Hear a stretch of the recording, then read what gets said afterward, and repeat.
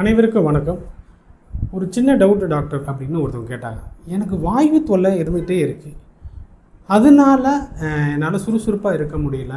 ரொம்ப மந்தமாக இருக்குது, புத்தி மந்தமாக இருக்குது, ஜாயின்ட் பெயினெல்லாம் வருது, வயிறு உப்புசமாக இருக்குது, பசி எடுக்க மாட்டேங்குது, ரொம்ப சோர்வாக இருக்குது, தூக்கம் வர மாட்டேங்குது, இப்படியெல்லாம் கம்ப்ளைண்ட் சொல்லிதான். அதனால் மேஜர் கம்ப்ளைண்ட் என்னன்னா வாய்வு இருந்துகிட்டே இருக்குது.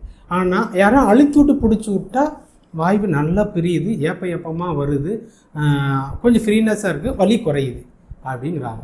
அப்போ வாய்வு தேக்கம் இருந்தால் கட்டாயமாக ஜாயின்ட் பெயின் வரும், மசில் பெயின் வரும், தசை இறுக்கம் இருக்கும், கழுத்து வலி, இடுப்பு வலி கட்டாயமாக வரும்.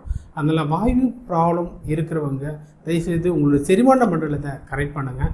பசி இல்லாமல் சாப்பிடாதீங்க. பசி இல்லாமல் சாப்பிட்டா அந்த சாப்பாடை வாய்வாக மாறதுக்குன்னு வாங்க. டைம் மாறி சாப்பிடாதீங்க.